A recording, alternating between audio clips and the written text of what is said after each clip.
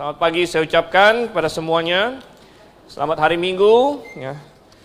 Dan sambil adik-adik yang ikut sekolah minggu bisa turun dan juga yang remaja bisa ikut ke kelasnya. Kita akan membuka Alkitab kita bersama di dalam Injil Matius. Saya ingin kita melanjutkan kita mempelajari Injil Matius. Dan hari ini kita melihat Matius pasalnya yang ke-12. Matius pasal yang ke-12. Kita melihat ayat 38 sampai ayat yang ke-42. Matius 12 ayat 38 sampai 42. Kalau sudah dapat, mari kita baca silih berganti. Saya akan mulai ayat 38, jemaat sekalian ayat 39 sampai dengan ayat yang ke-42. Oke, saya akan mulai. Demikian firman Tuhan. Pada waktu itu berkatalah beberapa ahli Taurat dan orang Farisi kepada Yesus, "Guru, kami ingin melihat suatu tanda daripadamu."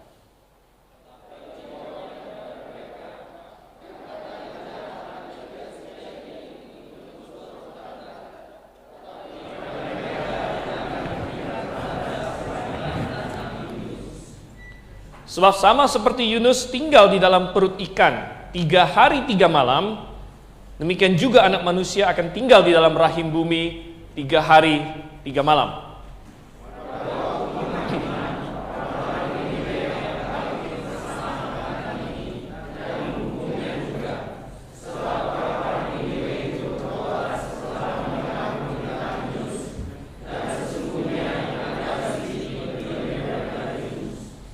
Pada waktu penghakiman, ratu dari selatan itu akan bangkit bersama angkatan ini, dan ia akan menghukumnya juga.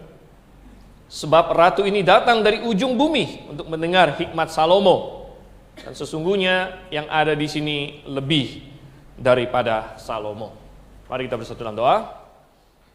Bapa yang di surga, Tuhan, dengan firman-Mu di hadapan kami, firman yang Engkau pernah ucapkan 2000 tahun yang lalu, kemudian melalui tuntunan Roh Kudus dituliskan, dan kemudian dijaga, dipelihara sampai ke tangan kami hari ini.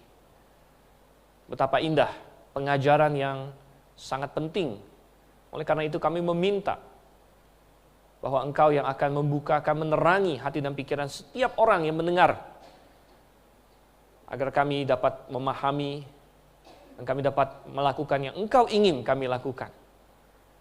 Tolong kami Tuhan, dengan penuh keyakinan bahwa Engkau menjawab doa-doa kami ini. Kami berdoa dalam nama Yesus Kristus. Amin. Oke, Bapak Ibu Saudara yang kasih Tuhan, tentu saya memilih perikop ini bukan secara random, melainkan bagi yang sudah ikut dari kapan-kapan, kita tahu bahwa kita sedang membahas secara sistematis Injil Matius, dan salah satu keuntungan dari kita membahas secara sistematis begini adalah kita bisa melihat dari jauh-jauh konteks. Kita bisa melihat pergerakan semua apa yang sudah terjadi sampai ke titik ini. Nah, saudara yang kasih Tuhan, pasal 12 sudah kita katakan berkali-kali, ini adalah salah satu pasal yang sangat pivotal istilahnya, yang sangat penting. Karena ini merupakan suatu pasal titik balik, di mana sebelumnya fokus adalah pada menampilkan, Matius memberitahukan, ini loh sudah datang Raja, Juru Selamat dunia, dan dia memberikan kredensial Raja itu, mulai dari kelahirannya, mulai dari mukjizat-mukjizat dan lain sebagainya. Dan di pasal 12 inilah kita membaca bagaimana respon manusia, bagaimana respon orang Israel. Dan ternyata mereka menolak Raja itu, mereka menolak Yesus Kristus, dan mulai dari pasal 13 dan selanjutnya, kita melihat Tuhan kita mempersiapkan diri untuk penolakan itu. Dia sedang mempersiapkan salib, dia mempersiapkan murid-muridnya, dia mempersiapkan jemaat yang akan menggantikan Israel sebagai tiang penopang dasar kebenaran di zaman ini. Dan saudara yang kasih dalam Tuhan, sebenarnya ayat ini kita baca ini melanjutkan interaksi Tuhan Yesus dengan ahli-ahli Taurat dan orang-orang Farisi. Dan kita tahu di perikop sebelumnya bagaimana mereka menolak apa yang Yesus lakukan. Yesus mengusir setan. Apa yang mereka katakan? Oh, dengan kuasa Beelzebul dia melakukannya. Jadi suatu penolakan. Dan Tuhan Yesus telah membantah logika mereka. Tuhan Yesus berkata, tidak mungkin, logika kalian kacau. Dan kalian juga munafik, karena kalau kalian menuduh aku mengusir setan dengan kuasa Beelzebul, bagaimana dengan pengikut kalian? Dan saudara yang kasih Tuhan, mereka sudah terpukul oleh kata-kata Tuhan Yesus, tapi mereka menolak untuk mengakui kebenaran, sehingga yang kita baca ini, mereka membelokkan arah pembicaraan. Mereka seolah-olah ingin membalikkan keadaan. Mereka tidak ingin mengakui bahwa mereka yang tidak percaya, bahwa mereka yang menolak Yesus, mereka malah membalikkan. Kami kan tidak percaya karena kamu belum memberikan tanda. Seolah-olah mereka ingin membalikkan lagi. Mereka ingin berkata, oke lah, coba kasih tanda sekarang. Coba berikan tanda kepada kami. Maka kami akan percaya bahwa engkaulah Mesias. Bahwa engkaulah Juru Selamat. Bahwa engkaulah Tuhan yang datang menjadi manusia. Oh, saudara yang kasih Tuhan. Betapa berani sekali permintaan ini, saudara yang kasih Tuhan. Dan kita akan melihatnya, tetapi justru ini menjadi pelajaran bagi kita. Bagaimana Tuhan Yesus menjawab mereka. Bagaimana Tuhan Yesus menegur mereka, menjadi pelajaran, karena apa yang mereka lakukan ini tidak terbatas pada mereka, namun banyak dilakukan oleh manusia pada hari ini juga. Tapi kita justru mendapat pelajaran mengenai mencari tanda, mengenai apa hubungan tanda yang Tuhan berikan dan respon kita sebagai seorang manusia. Ada tiga hal yang sangat penting, prinsip yang Tuhan Yesus ajarkan dari perikop ini patut kita camkan bersama. Apa itu saudara yang kasih Tuhan? Yang pertama, kita belajar dari perikop ini bahwa tanda, sebanyak apapun tanda tidak bisa menggantikan iman. Tanda tidak bisa menggantikan iman, saudara yang kasih Tuhan. Tidak peduli berapa banyak pun tanda yang diberikan. Kalau itu tidak disambut dengan iman, maka itu menjadi percuma. Tanda tidak bisa menggantikan iman. Tadi kita katakan bahwa berani sekali. Perhatikan di ayat yang ke-38 di sini. Kalau kita mungkin menjadi murid Tuhan Yesus, kalau saya menjadi murid Tuhan Yesus, mungkin di situ saya akan merasa sangat kesal dengan mereka. Kenapa, saudara kasih Tuhan? Pada waktu itu berkatalah beberapa ahli Taurat dan orang Farisi kepada Yesus, Guru, kami ingin melihat suatu tanda daripadamu. Hei orang Yahudi, dari tadi kalian di mana saja gitu? Kalian ingin satu tanda, yang banyak ini apa gitu? Apakah Yesus kurang memberikan mereka tanda? Bukankah sudah begitu banyak tanda diberikan oleh Tuhan kepada mereka? Bahkan di dalam Injil tanda ini, kalau bahasa Yunaninya semeion, itu bahasa Yunani untuk tanda. Di dalam Injil Yohanes malah tidak memakai kata miracle, mukjizat, tapi selalu memakai kata tanda. Jadi semua mukjizat Yesus itu disebut tanda kalau di dalam Injil Yohanes.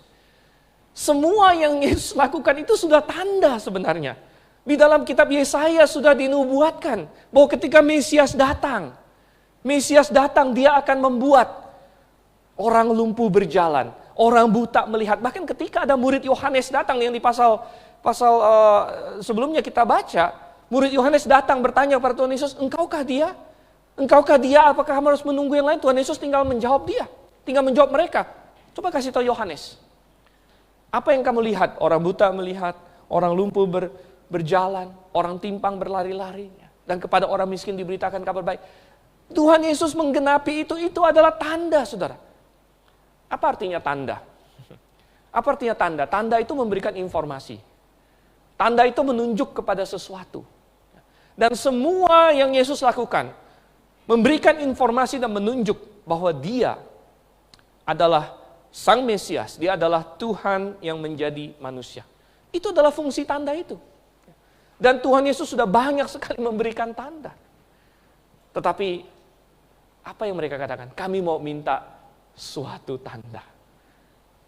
Bagaimana dengan semua tanda yang lain? Oleh karena itu, prinsip yang utama adalah tanda tidak bisa menggantikan iman. Tidak peduli berapa banyak pun tanda diberikan. Tidak peduli berapa banyak pun informasi, terang diberikan kepada seseorang, kalau dia tidak menyambut itu dengan iman, dia tidak meresponi itu dengan iman, maka itu semua sia-sia. Maka itu semua sia-sia. Oh, hari ini betapa banyak orang mencari tanda. Banyak orang mencari tanda. Andai kata Tuhan kasih tanda, saya akan percaya.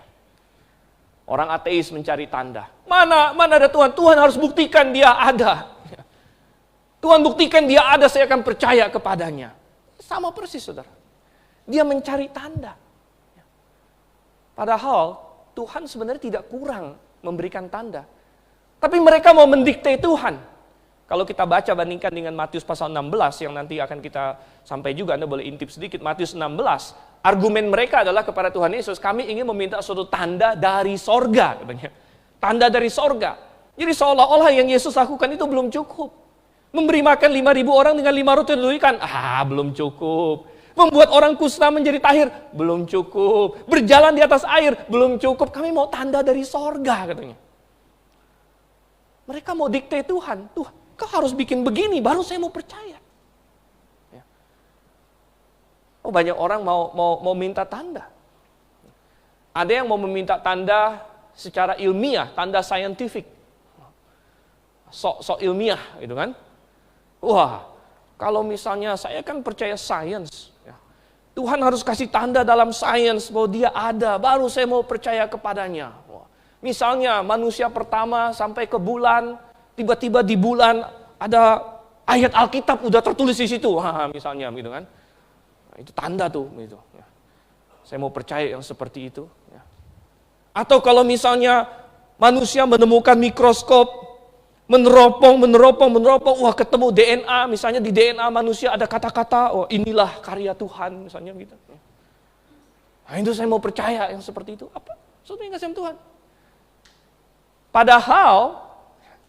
Padahal kalau kita punya pikiran, sebenarnya alam semesta dan sains penuh dengan tanda dari Tuhan. Gitu. Penuh dengan tanda dari Tuhan. Ketika kita mempelajari DNA, manusia yang sangat luar biasa. Ternyata ini sangat kompleks, jauh melebihi dari apa yang manusia bisa rancang. Kalau ini lebih hebat dari yang manusia bisa rancang, siapa yang bisa rancang? Masa terjadi dengan sendirinya?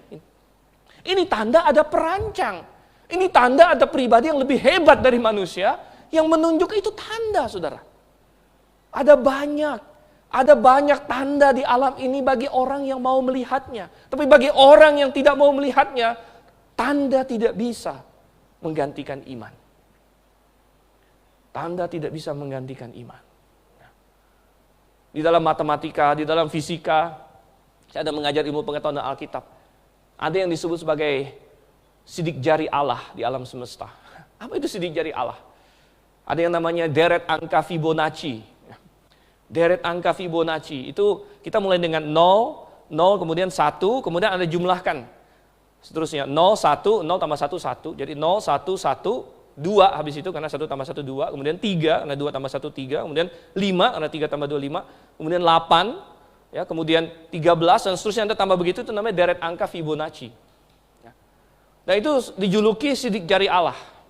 Karena ternyata deret angka ini muncul berulang kali di dalam alam semesta. Di dalam pola nenas, di dalam cangkang Nautilus, di dalam banyak sekali hal. Ada deret angka ini. Dan ada keindahan dan ada desain di situ. Sebenarnya ini tanda yang lebih bagus daripada Tuhan tulis sesuatu. Karena Tuhan tulis sesuatu kan bahasanya beda. Bahasa kita sekarang dengan bahasa orang 2000 tahun lalu beda gitu. Tuhan memakai bahasa yang universal malah. Untuk menunjukkan keberadaannya.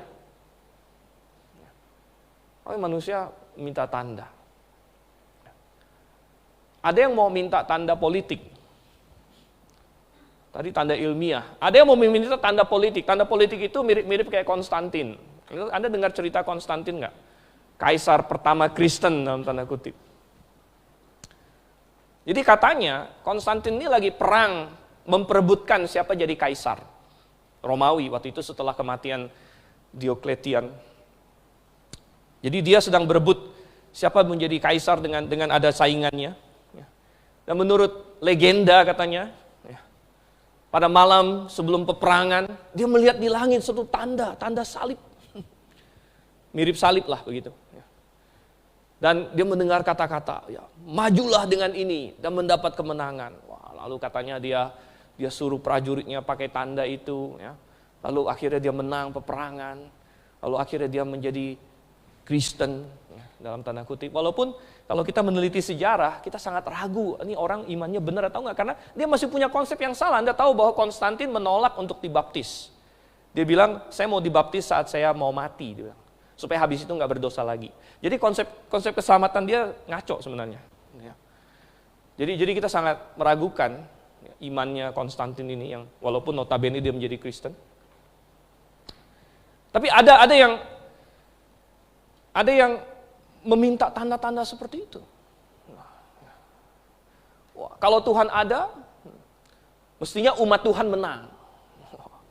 Mestinya bangsa yang Kristen, umat yang Kristen atau gereja Kristen mendominasi dunia. Mestinya kalau Tuhan itu ada, itu benar. Wah, mestinya ini yang paling kaya, yang paling kuat, yang paling apa? Meminta tanda seperti itu. Tapi saudara yang kasih Tuhan, itu berbeda dengan program Tuhan. Sebenarnya kalau kita mau melihat tanda dalam sejarah, ada nggak? Oh, ada. Anda bandingkan isi Alkitab. Isi Alkitab ini bukan mitos. Karena isi Alkitab ini semuanya faktual. Jadi, Anda tidak akan membaca tentang Hogwarts, Anda tidak akan membaca tentang Middle Earth atau apa segala macam di sini, gitu ya. Anda itu semua adalah fiksi, gitu. Anda nggak akan membaca tentang long time ago, galaxy far away atau apa segala macam. Anda tidak akan mendapatkan itu di sini. Yang disebut di sini adalah tempat-tempat yang real. Ada Mesopotamia, ada Asyur, ada Babel. Ini adalah sejarah, saudara. Benar-benar terjadi punya. Dan dibuktikan melalui penemuan demi penemuan. Ternyata benar. Dan segala nubuatan dalam Alkitab terbukti. Nggak usah jauh-jauh. Israel adalah tanda. Israel adalah tanda. Anda tahu, sejak tahun 70 Masehi, namanya negara Israel tidak ada lagi. Sudah dihancurkan, Yerusalem dihancurkan oleh Romawi. Kemudian diulang lagi sekitar akhir abad pertama ketika mereka bikin pemberontakan terakhir oleh Bar Kokhbah namanya. Dihancurkan lagi oleh Romawi, akhirnya diserak-serakan. Tidak ada lagi namanya negara Israel. Dan tidak ada. Namun secara tiba-tiba, secara sangat ajaib, namanya orang-orang Israel ini kok bisa terpelihara selama ribuan tahun, hampir 2000 tahun. Sementara bangsa-bangsa lain yang hancur, di mana orangnya? Suku Maya di mana? Nggak ada. Paling waktu tahun 2000 terakhir itu, 2012 aja ini orang bingung-bingung apa kalender Maya. Orang Maya di mana? Nggak ada lagi. Bangsa-bangsa lain yang sudah hancur semuanya hilang, diserap oleh bangsa-bangsa lain. Tapi kenapa Israel tetap ada dan sampai akhirnya muncul lagi? Itu adalah suatu tanda bahwa nubuat Alkitab tidak akan salah. Dan bahkan orang yang menentang Tuhan pun menggenapi Alkitab. Saya sering berpikir ya, ketika ada ateis, ada agnostik, ada segala macam, mereka mengejek Tuhan, ya segala macam. Sambil kamu mengejek Tuhan itu, sebenarnya kamu membuktikan Tuhan. Loh, kenapa? Oh ya benar, karena di Alkitab sudah dikatakan pada akhir zaman akan banyak pencemooh. Karena ada orang, mana Alkitab orang Kristen katanya, percaya Tuhan Yesus akan datang, hahaha. Oh iya, dengan kamu ngomong gitu, persis kamu membuktikan Alkitab benar. Karena sudah dinubuatkan. Yang seperti itu. Jadi tidak kurang tanda bagi orang yang mau melihatnya. Tetapi seberapa banyak pun tanda, tidak bisa menggantikan iman. Karena tanda itu untuk diresponi dengan iman. Kalau tanda saja nggak ada imannya, sama juga bohong. Dia tidak akan menerima itu. Dia tidak mau menerima itu. Ada orang yang mencari tanda mukjizat. Mukjizat dalam hidupnya. Saya mau Tuhan bikin ini, bikin itu. Padahal sekali lagi, saudara yang kasih Tuhan, penyertaan Tuhan pada diri kita, itu sangat luar biasa. Mari kita masuk poin yang kedua sekarang. Poin yang pertama adalah, tanda tidak dapat menggantikan iman. Poin yang kedua adalah, Tuhan sudah memberikan tanda yang cukup untuk diresponi dengan iman. Tuhan sudah memberikan tanda yang cukup untuk diresponi dengan iman. Coba kita perhatikan apa yang Tuhan Yesus katakan, ayat 39. Tetapi jawabnya kepada mereka, angkatan yang jahat dan tidak setia ini menuntut suatu tanda. Dengan terang Tuhan Yesus menegur mereka. Angkatan yang jahat katanya. Tidak setia, kata tidak setia ini sebenarnya dari kata berzina, adulterous dalam KJV. Angkatan yang jahat dan tidak setia ini. Kenapa? Karena mereka menolak tanda yang sudah diberikan, malah minta tanda lagi. Menuntut suatu tanda. Tetapi kepada mereka tidak akan diberikan tanda selain tanda Nabi Yunus. Tuhan tidak mengatakan bahwa tidak ada tanda. Ada tanda. Tuhan justru menegaskan, sebenarnya aku sudah memberikan tanda yang cukup. Dan Tuhan akan memberikan tanda yang cukup untuk diresponi dengan iman. Tuhan selalu memberikan tanda yang cukup bagi kita. Bukti-bukti untuk kebenaran Alkitab, bukti-bukti untuk Tuhan Yesus cukup. Cukup bagi orang yang mencari kebenaran. Cukup bagi orang yang terbuka matanya, yang berpikir yang mana yang benar, yang mencari kebenaran. Cukup untuk mereka. Tetapi tidak cukup bagi orang yang memang sengaja tidak mau Tuhan. Sengaja tidak mau Tuhan. Saya pernah mendengar orang berargumen begini, kalau Tuhan memang ada, dan Tuhan mau orang percaya kepadanya, kenapa Tuhan nggak muncul aja gitu? Tuhan muncul aja, Tuhan, aku mau, kenapa Tuhan nggak muncul aja? Kan gampang katanya. Ini Tuhan muncul, saya percaya kepadanya. Apa benar? Apa benar seperti itu? Apakah Tuhan tidak pernah muncul? Tuhan sudah muncul. Tuhan datang, bahkan hidup di antara manusia. Tuhan Yesus adalah Tuhan. Apakah mereka percaya kepadanya? Tidak. Manusia yang berkata, coba kalau Tuhan muncul, aku akan percaya kepadanya. Mereka tidak sadar bahwa Tuhan sudah pernah muncul. Dan manusia tidak percaya kepadanya.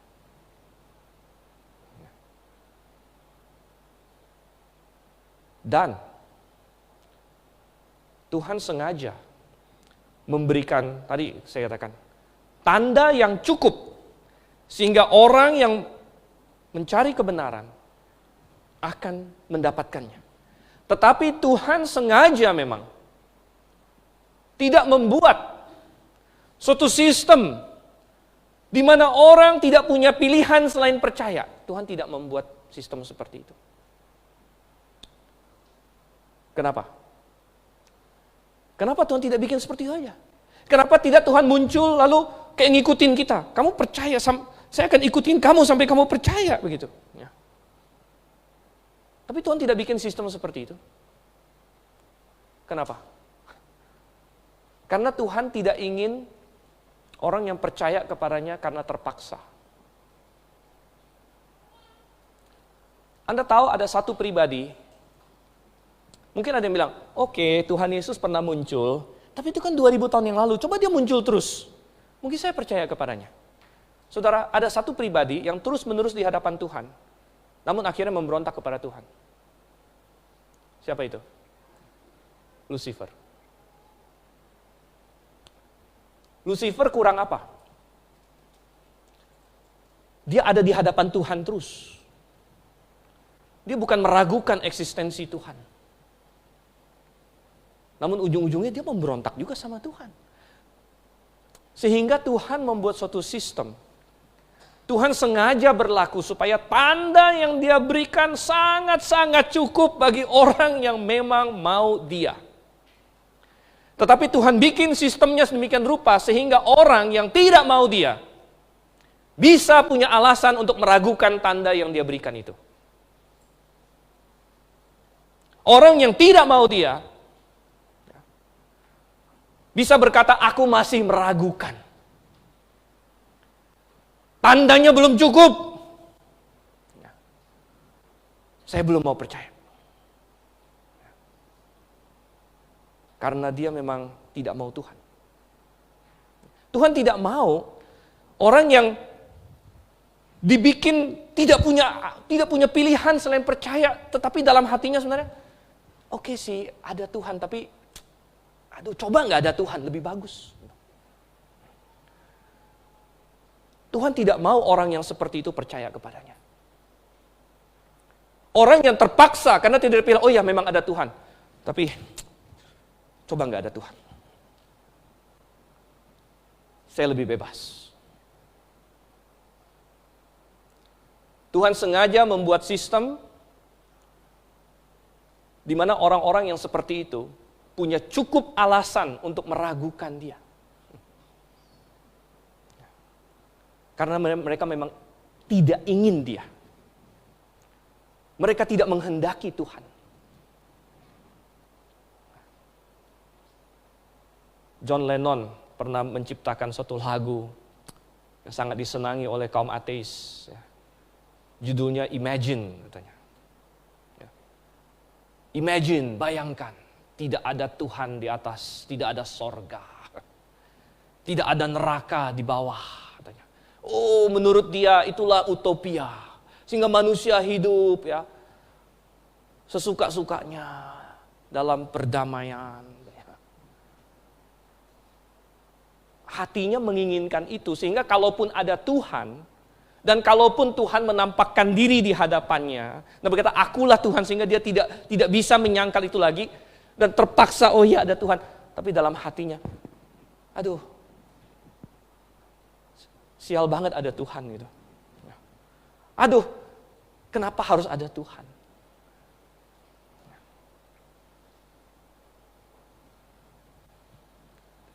Dan Tuhan membuat suatu sistem bahwa orang yang mencari kebenaran, orang yang mengenal Dia, orang yang merindukan apa yang benar, yang mengejar apa sebenarnya makna hidup ini, yang mereka bisa melihat tanda-tanda yang sudah Tuhan berikan.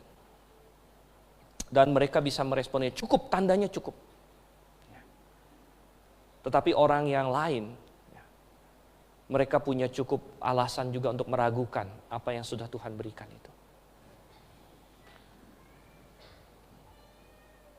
Tapi Tuhan bilang, aku memberikan tanda yang cukup. Apa tanda yang cukup yang diberikan? Coba kita lihat ayat 39 lagi.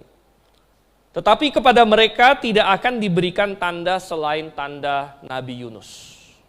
Ya. Selain tanda Nabi Yunus. Sebab, apa itu tanda Nabi Yunus? Ayat 40. Sebab seperti Yunus tinggal di dalam perut ikan 3 hari 3 malam, demikian juga anak manusia akan tinggal di dalam rahim bumi 3 hari 3 malam. Tanda Nabi Yunus adalah kematian dan kebangkitan Yesus Kristus. Ini sudah tanda yang paling ultimate sebenarnya. Bahwa Yesus Kristus mati, dikuburkan, dan bangkit kembali. Sebenarnya ada banyak yang bisa kita gali di poin ini. Kita bisa bicara soal 3 hari 3 malamnya. 3 hari 3 malam ini membuktikan bahwa Tuhan Yesus bukan disalib pada hari Jumat. Karena kalau hari Jumat, itu bukan 3 hari 3 malam. Jumat itu sudah sore. Jumat jadi tinggal sedikit, plus Sabtu, plus jadi paling banyak juga 2 hari 1 malam. Atau 2 malam 1 hari. Atau kira-kira begitulah. Jadi membuktikan tidak. Kadang-kadang ada orang bilang, argumennya adalah bahwa orang Yahudi sebagian hari sudah dianggap 1 hari. Itu bisa kalau misalnya Tuhan hanya bilang 3 hari. Ya. Kalau Tuhan hanya bilang 3 hari, itu masih bisa argumen itu. Karena sebagian hari dianggap 1 hari. 1 hari, kemudian sebagian hari lagi. Tapi Tuhan bukan hanya bilang 3 hari, tapi 3 hari 3 malam. 3 hari 3 malam. Ya. Makanya kita berkata bahwa Tuhan Yesus disalibkan pada hari Rabu. Kalau Anda masih bingung masalah itu, ada bukunya, ada traktatnya. Oke, kita bisa bicara itu, tapi kita tidak akan bicara masalah itu. Kita melihat di sini, apa yang dikatakan di sini? Ini adalah tanda. Ya. Ini adalah tanda bahwa Yesus Kristus akan di dalam perut bumi 3 hari 3 malam, kemudian akan dibangkitkan. Ya. Yesus adalah satu-satunya manusia yang mengalahkan maut. Ya. Apa ini tidak cukup tanda? Oleh karena itu Rasul Paulus berkata di dalam 1 Korintus 15 bahwa seluruh iman kekristenan itu bergantung kepada fakta kebangkitan Yesus. Kalau Yesus tidak bangkit, maka iman kita sia-sia semuanya. Tetapi Yesus bangkit. Yesus bangkit. Dan kebangkitan Yesus adalah peristiwa historis yang boleh dibilang paling dapat dibuktikan bahkan. Yang paling kuat pembuktiannya. Di antara hampir semua, boleh dibilang semua peristiwa historis yang lain. Kadang-kadang kita buka buku sejarah. Anda baca tentang Genghis Khan. Anda baca tentang Alexander Agung. Anda baca tentang kaisar ini, kaisar itu di dalam zaman Romawi. Anda anggap, oh ini sejarah, ini sudah benar, ini sudah diselidiki. Tapi banyak orang tidak sadar bahwa bukti-bukti untuk banyak hal-hal itu tidak sebanyak bukti akan kebangkitan Yesus. Hal-hal yang kita anggap sebagai sudah pasti benar. Kalau kita belajar buku sejarah. Tetapi kadang-kadang informasi tentang itu hanya ada dalam secarik manuskrip yang ditemukan. Sedangkan bukti untuk kebangkitan Yesus dipelihara oleh minimal 5 kitab, saudara. Matius, Markus, Lukas, Yohanes, dan minimal surat Paulus kepada Korintus. 1 Korintus 15, Paulus mendaftarkan 500 orang yang pernah menyaksikan Yesus hidup setelah dia mati. Minimal 5 kitab saksi yang manuskripnya lengkap sampai kita hari ini.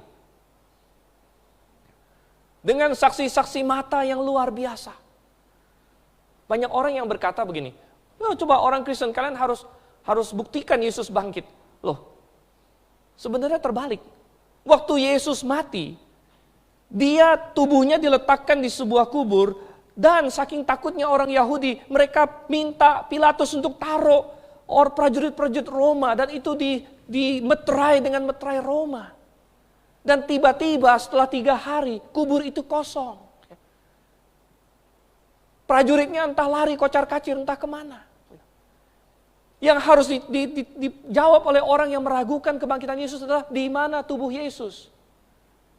Dan pada waktu itu belum ada namanya gereja Kristen yang besar segala macam. Tidak, orang Kristen waktu itu adalah orang-orang yang ketakutan.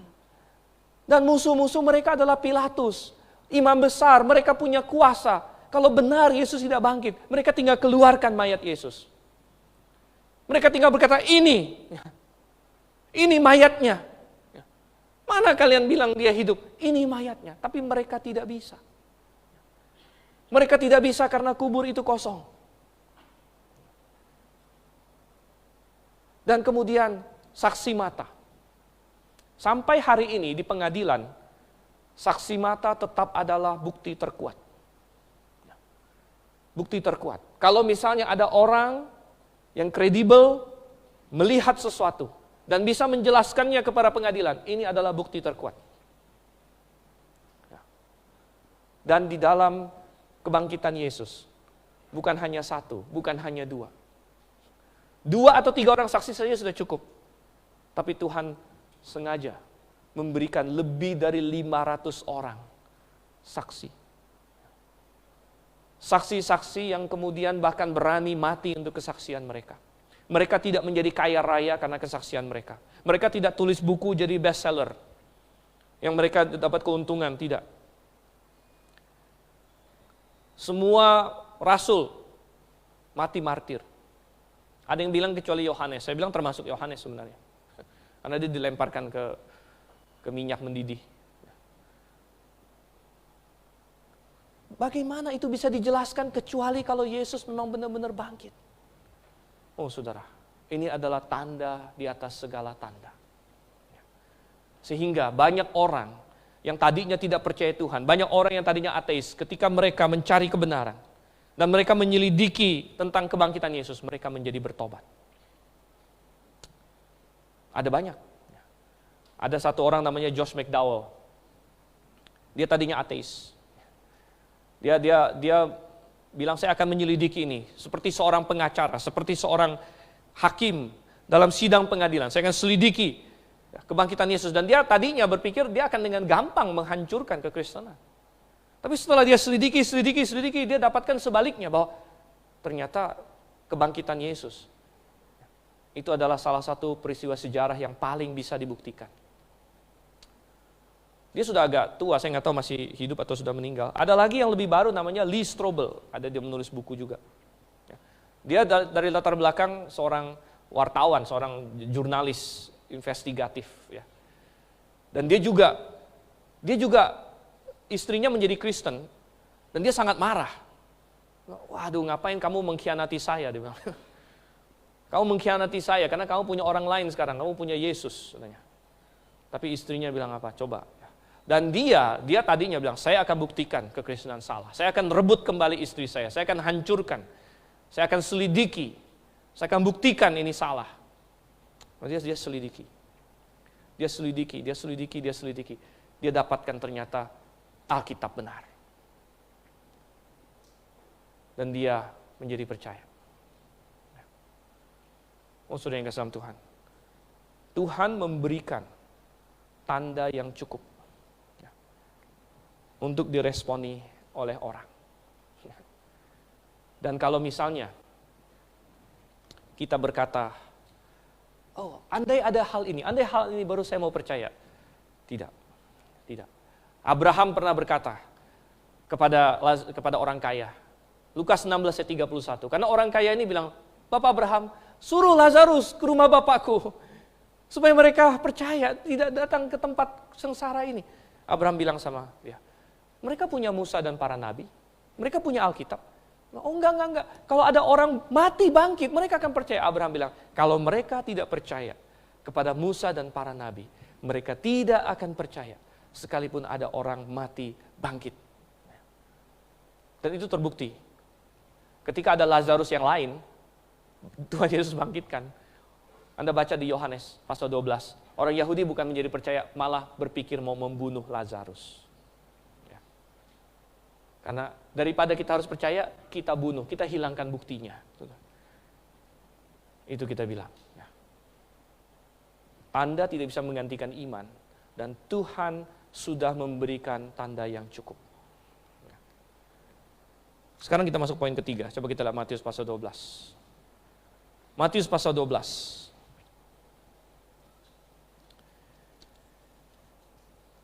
Ada prinsip ketiga lagi yang kita pelajari dari ayat 41 dan 42, yaitu apa? Semakin banyak tanda yang Tuhan berikan, semakin besar iman yang Tuhan tuntut. Semakin banyak tanda yang Tuhan berikan, semakin besar yang Tuhan tuntut dari kita. Ini adalah prinsipnya. Coba kita ayat 41. Tuhan bilang sama orang Israel, pada waktu penghakiman, orang-orang Niniwe akan bangkit bersama angkatan ini dan menghukumnya juga, sebab orang-orang Niniwe ini bertobat setelah mendengar pemberitaan Yunus. Dan sesungguhnya yang ada di sini lebih daripada Yunus. Oh, tadi baru saja Tuhan Yesus memberikan ilustrasi paralel bahwa Yunus itu tipologi dari dirinya, karena seperti Yunus di dalam perut ikan 3 hari 3 malam, Demikian juga anak manusia akan dalam perut bumi 3 hari 3 malam. Jadi Yunus itu memang menggambarkan Tuhan Yesus. Namun Tuhan Yesus ini jauh lebih daripada Yunus. Kalau kita ingat cerita Yunus, dia diutus Tuhan, dia adalah pengkhotbah yang, saya sering bilang ini pengkhotbah paling aneh gitu kan. Yang pengkhotbah yang tidak senang orangnya bertobat gitu. Pengkhotbah yang paling enggan untuk berkhotbah. Pengkhotbah yang ketika Niniwe bertobat dia malah kesel gitu. Anda bisa bayangkan khotbahnya seperti apa dia. Mungkin tidak seberapi-api saya gitu, atau Pak Sento gitu kan ya. Karena saya ingin yang mendengar bertobat. Kalau Yunus nggak pengen. Tapi dia khotbahnya ya 40 hari lagi Niniwe akan ditunggang balikan. Mereka bertobat.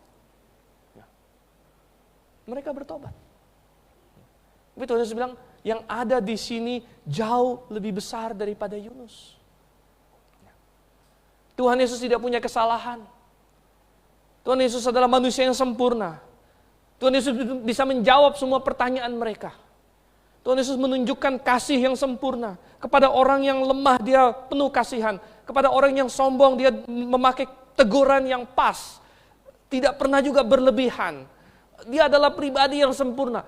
Tidak ada yang bisa mencela dia. Oh saudara, tetapi mereka tidak mau percaya padanya. Sehingga Tuhan Yesus bilang, oke, ketahuilah, di hari penghakiman nanti, hukuman kalian lebih berat. Hukuman kalian lebih berat. Karena kepada siapa lebih banyak diberi, lebih banyak akan dituntut. Ayat 42, Tuhan kasih ilustrasi lain lagi. Ada ratu dari selatan. Kalau di PL kita baca ini ratu dari negeri Sheba. Yang datang pada masa Salomo. Dia mendengar, wah Salomo katanya berhikmat. Dia nggak percaya, masa sih ada orang berhikmat begitu. Dia datang, dia bawa teka-teki, dia bawa macam-macam. Tapi ketika dia sampai ke Salomo dia kagum. Benar. Setengahnya pun belum diceritakan pada saya. Dan dia memuji Salomo dan memuji Tuhannya Salomo. Terpujilah Tuhan yang telah memberikan kau hikmat. Tetapi Salomo belum ada apa-apanya dibanding Tuhan Yesus. Seberhikmat-berhikmatnya Salomo ternyata bodoh juga, saudara. Bodoh juga begitu. Dia yang menulis Amsal, jangan mendekap dada perempuan asing, dia dekap 1000 biji, saudara. Itu kan aneh, ya. Orang bisa menasihati orang, dia sendiri nggak ini. Ya. Akhirnya jadi bodoh juga. Tapi tidak demikian dengan Tuhan Yesus. Ya. Sehingga Tuhan bilang, yang ada di sini jauh lebih besar dari Salomo. Tapi kalian tidak mau percaya. Ya. Saudara, terang apa yang kita miliki hari ini? Tanda apa yang kita miliki hari ini? Oh, saudara. Luar biasa. Nomor 1, kita punya yang tidak dipunyai kebanyakan manusia, yaitu Alkitab yang full, yang bisa diakses, yang murah, yang tersedia bagi kita hari ini dalam bahasa apapun yang kamu mau, gratis kalau mau. Dalam bentuk elektronik, dalam bentuk tertulis, Anda boleh baca. Yang bisa bahasa Inggris, taunya bahasa Indonesia, baca bahasa Indonesia, di bahasa daerah juga ada. Kita punya akses kepada firman Tuhan yang lengkap, yang tidak dimiliki oleh Abraham, oleh Daud, oleh rasul-rasul bahkan, karena mereka masih menuliskannya. Kita mempunyai ini terang yang begitu besar. Ini tanda yang begitu luar biasa.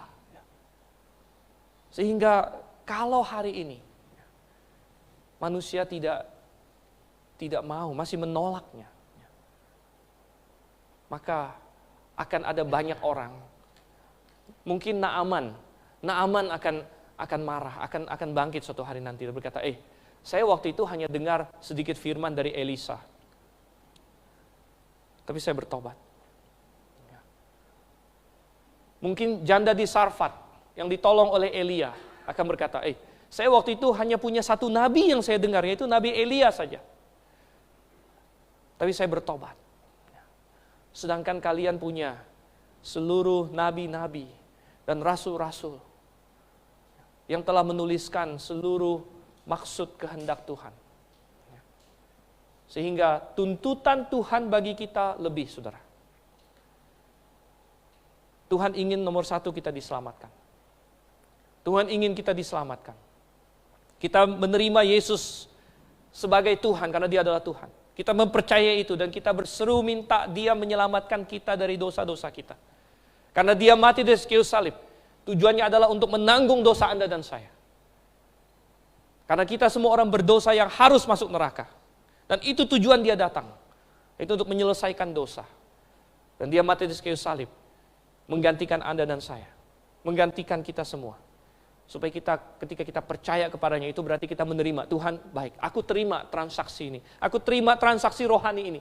Bahwa sekarang dosaku Engkau tanggung. Dan kebenaran-Mu untuk aku.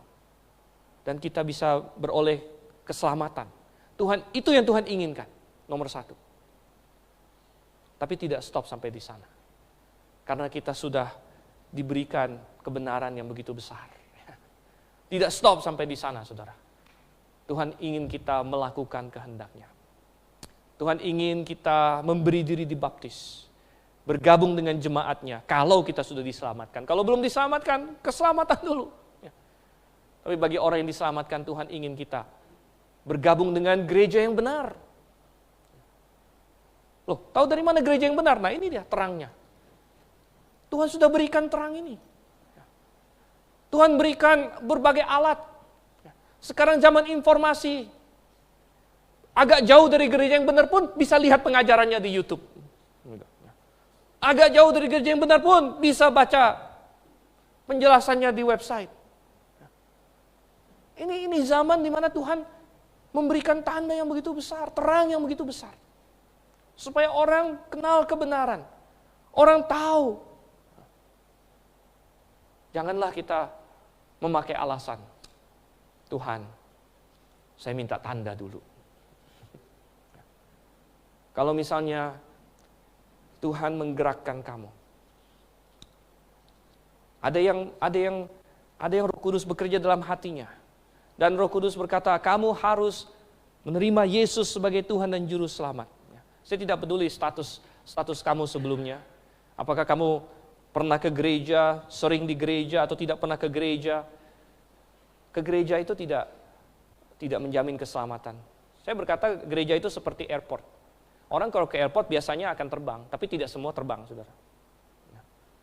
Jadi orang ke gereja biasanya sih orang yang diselamatkan, tapi tidak semua diselamatkan. Karena banyak juga yang ke airport nggak terbang, banyak juga ke gereja yang tidak benar-benar beriman. Dia nggak punya boarding pass-nya. Dicegat di situ. Tetapi ketika Roh Kudus bekerja dalam hati yang berkata, engkau perlu membuat ini pasti. Engkau perlu membuat ini pasti dalam hidupmu. Engkau sudah mendengar Injil. Saya nggak tahu, mungkin ada yang mendengarnya pertama kali. Mungkin ada yang pernah mendengarnya ke 10 kali. Mungkin ada yang pernah mendengarnya ke 100 kali. Saya tidak peduli berapa banyak pun Anda mendengarnya. Tapi kalau Anda belum pernah membuatnya pasti dalam hidupmu.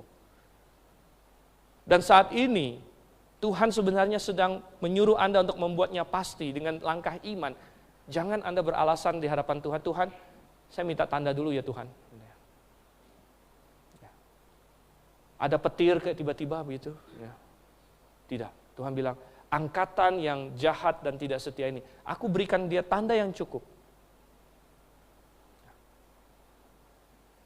Atau misalnya Roh Kudus sedang meyakinkan Anda, bahwa Anda perlu bergabung dengan jemaat yang Alkitabiah. Anda perlu untuk berpegang kepada kebenaran, membeli kebenaran. Jangan juga kita memakai tanda sebagai alasan. Tuhan,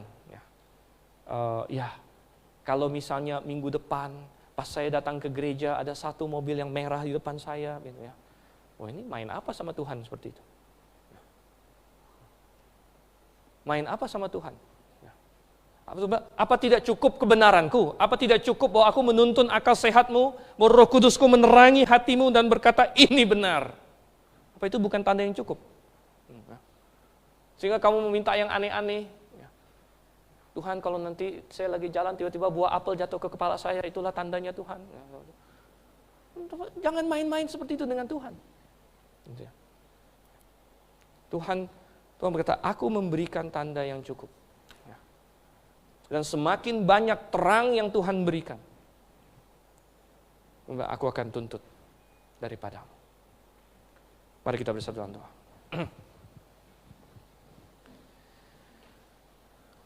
Bapa di surga, Engkau menjawab orang-orang Israel yang meminta tanda, walaupun Engkau sudah memberikan mereka tidak terhitung banyaknya tanda.